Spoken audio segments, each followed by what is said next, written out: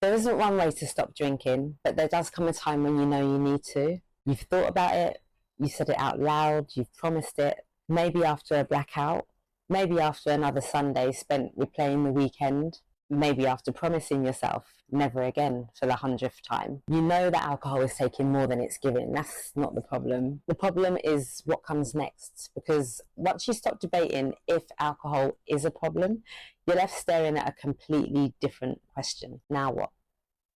For years, I thought the hardest part would be living without alcohol. It wasn't. The hardest part was ripping the band-aid off and just stopping.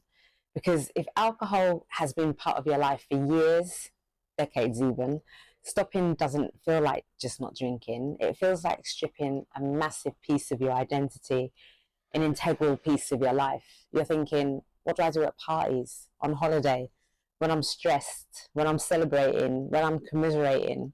I'm just over 8 months alcohol free now, the longest stretch of my whole entire adult life, and I'm absolutely loving it. But I'm not going to sit here and pretend that I've got all the answers.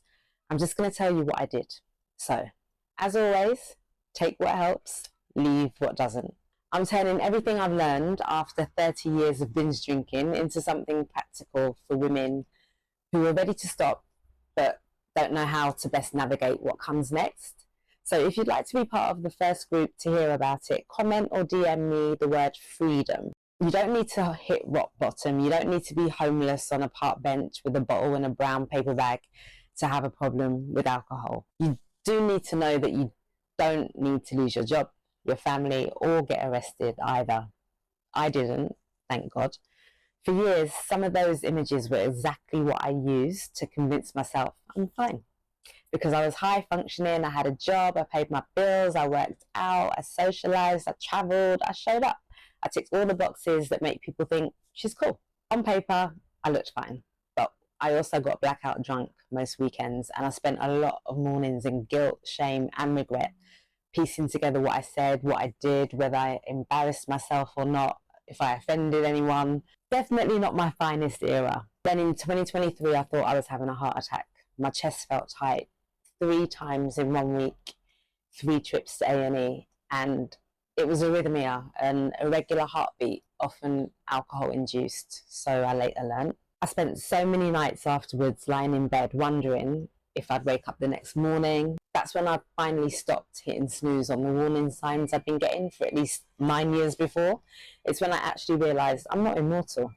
That might sound silly, but before that time just felt infinite.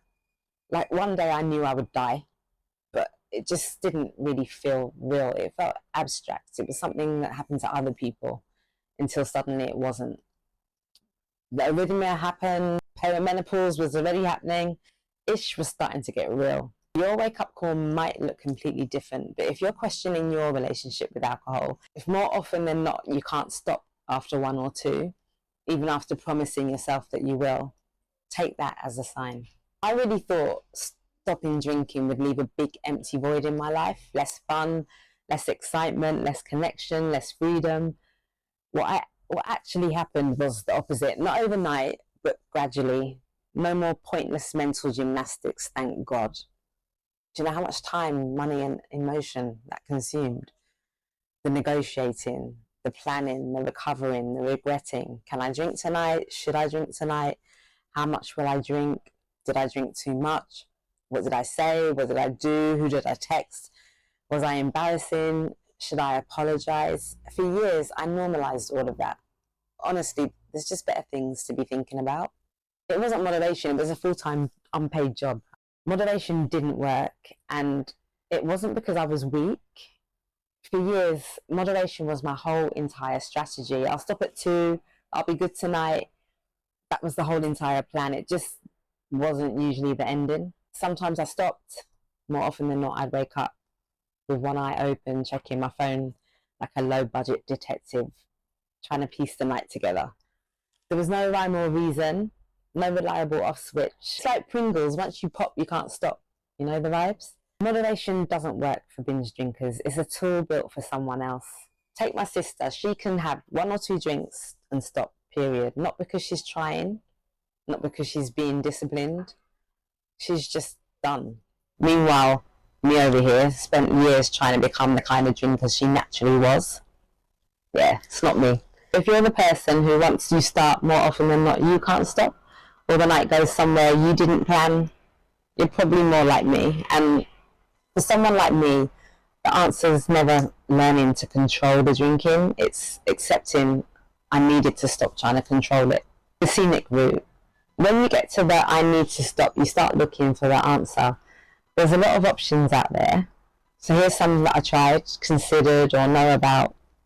Moderation, as I've already said, I'll just have two. I'll reduce the frequency. I'll only drink at the weekends. I'll only drink on special occasions. I'll switch it up. I'll just have vodka or gin and tonic instead of wine or rum. You know, it's cleaner, it's healthier, fewer calorie options. There's alcohol-free alternatives. You've got mocktails, alcohol-free wine, dry January, sober October, dry July, cold turkey, willpower, AA, 12-step programs, apps, day counters, telling everyone you're stopping, exposure therapy, making a point of still being in drinking environments so you can acclimatise to not drinking in them as quickly as possible.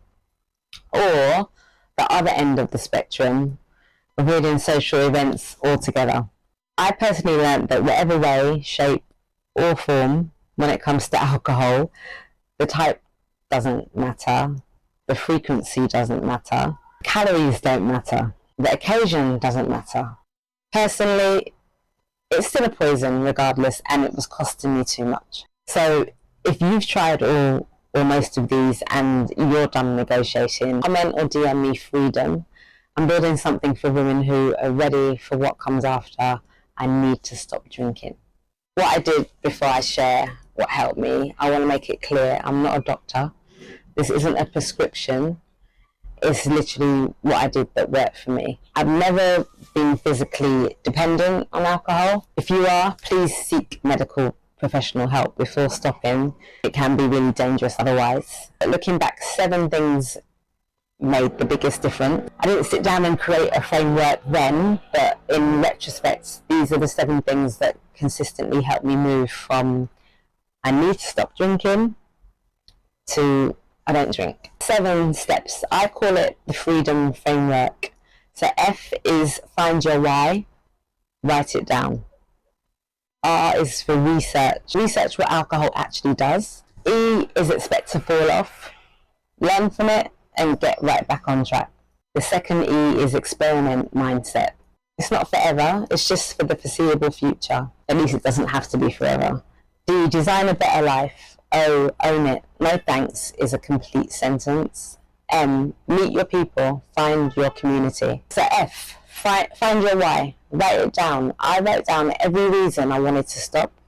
Big ones, small ones, embarrassing ones, the health scares, the setbacks, the time, the money, the energy that binge drinking stole from me, the hangovers, the blackouts, the regrets, the guilt, the shame, the fat loss, the muscle gain stall. Just generally feeling like it was preventing me from becoming the person I really wanted to be. I kept a journal throughout the whole thing, before the decision, during the attempts, through the lapses, even now. Your journal is where you go when you forget why you stopped, to remember why you started and everything else in between. Write it down, just keep writing. It gives you clarity, it gives you affirmation, reinforcement. It helps you process everything. R is for research. What do you know about what alcohol actually does to the brain and your body?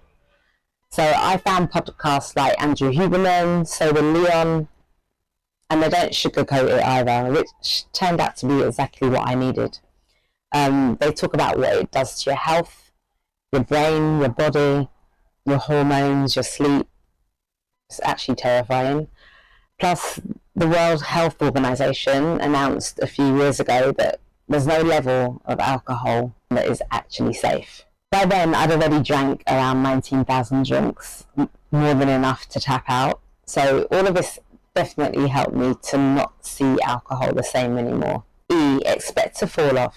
Expect to fall off, but it's data, not failure. If you're anything like me, you'll fall off more than once. If you do, don't beat yourself up. Just try again. Every slip is data, not failure. Every setback is a setup for a comeback. Shout out to Les Brown. Write down what triggered it. What was the context? What did you learn? Track your progress as well. Some people say don't count the days, but for me, counting was proof I was making progress. I just think you can't change what you don't measure. Early on, I was still having lapses, but because I was actually trying to stop, en masse, I was now drinking less than I had in years. Not because moderation was working, but because I was having real alcohol-free periods for the first time. Even if I kept breaking the periods, overall, the data was showing me that I was moving in the right direction, even when it didn't feel like it. That really helped me to stay motivated, so keep going. The stretches do get longer. E is for experiment mindset. It's not forever. It doesn't have to be forever. It can just be for the foreseeable. So I just stopped saying I'll never drink again. I mean, how many times had I said that by now anyway? It was too heavy for me to say that. It was too much pressure. It was too easy to fall and fail and beat myself up over. So I just started giving myself more grace and asking instead, what happens if I don't drink today? Then tomorrow? Then this weekend? Then this month? I just got really curious. I started telling myself, I'm not drinking for the foreseeable. At least I can say that with genuine conviction. Find what you can say with genuine conviction. Start and then just gradually upgrade your self-talk from there. Even if you don't fully believe it yet. Just keep saying it because your belief builds, especially the more you say it. D, design your replacement ritual. So alcohol was so ingrained in my life that the space had to be filled, not just emptied. Sparkling water and a champagne flute, anyone? Call me Delulu if you want. It just tastes better in a fancy glass. Honestly, the glass and the mocktail, water or whatever soft drink, only covers the moment. The bigger replacement is how you live your life. Because drinking takes your evenings, it takes your weekends. It takes so much of your time, your energy, your money, your headspace. When I stopped, all of that came back. But it had to go somewhere.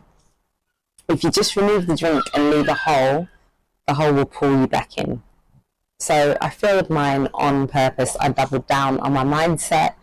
I focused on consistent quality sleep, still work in progress, nutrition, exercise, the foundations, the things drinking had been quietly stealing from me for decades. And when you're sleeping, eating and moving your body better, your brain chemistry starts to change.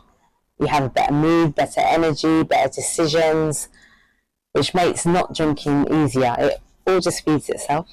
And then the rest, I love reading, music, singing, dancing, spending time with the people I love, journaling, traveling, learning more about myself properly, deeply, for the first time. And the biggest one, purpose.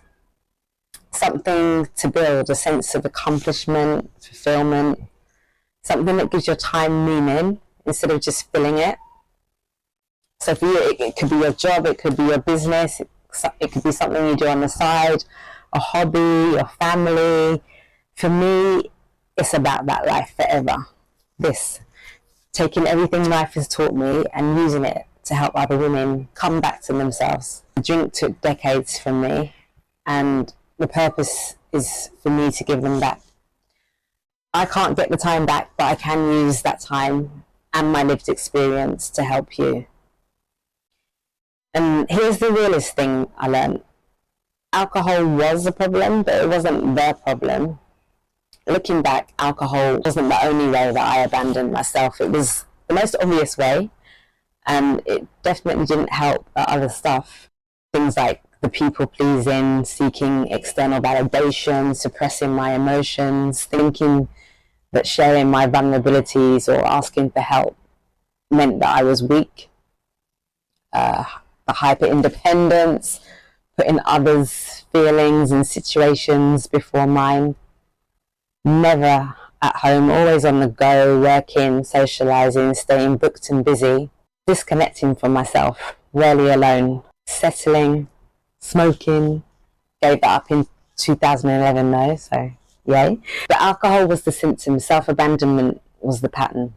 And removing alcohol has been the biggest unlock that's made every other aspect of my life so much better. Mental health really is the soil. Everything grows from there. O is for own it. No thanks is a complete whole sentence. No thanks. Don't feel like it tonight. That's enough. That is literally it. The less fuss you make, the less fuss you get. You don't owe anyone a TED talk for why you're not drinking. For the people who are close enough to know, you can tell them if you want. For everyone else, say less if you want. M is for meet your people. Find your community. Around 6 months in, I started listening to other people's sober stories. Not for education this time, more for belonging, online and offline. It quickly becomes so clear that you're not the only one, you're not unusual. There's something actually comforting about hearing someone else tell parts of your story, sometimes before you've even found the words for it yourself. You find a lot of people have felt or feel exactly like you and have had similar experiences. We're actually really a lot more alike than different in so many ways, and that realization matters more than people admit, I think. What I gained, you think you're about to lose so much until you stop drinking, and then after a few months you realize you've gained so much.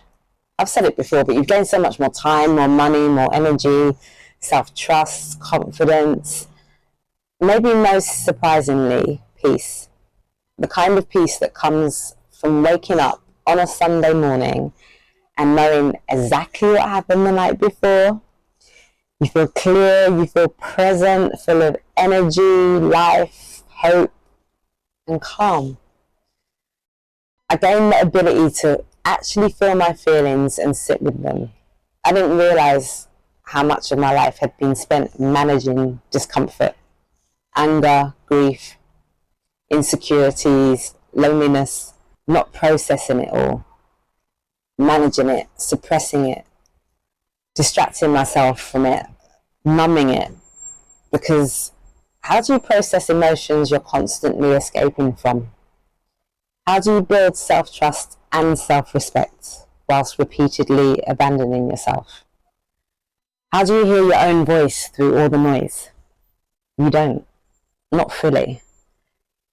These past 8 months are the first sustained period of my adult life where I've truly given myself the chance to process things. And although it can be uncomfortable, sometimes it's also really freeing, because clarity does live where avoidance ends.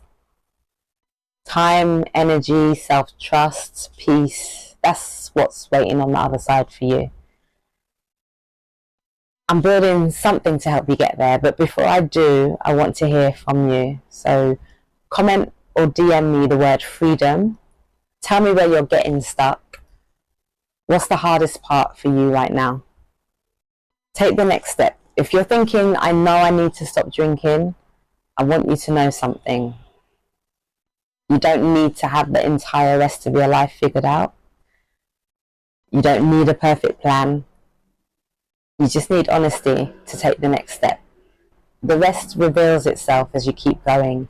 It took me 30 years of binge drinking and at least 9 years of saying I need to stop before I actually did.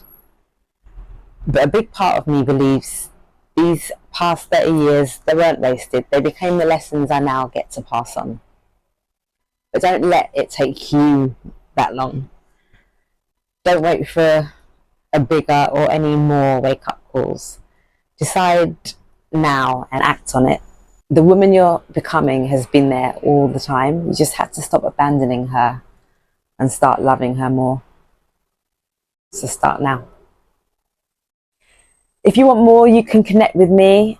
I'm about that life forever on Instagram, on TikTok, on Substack. But until next time, stay about that life forever. Stay aware, honest, and free.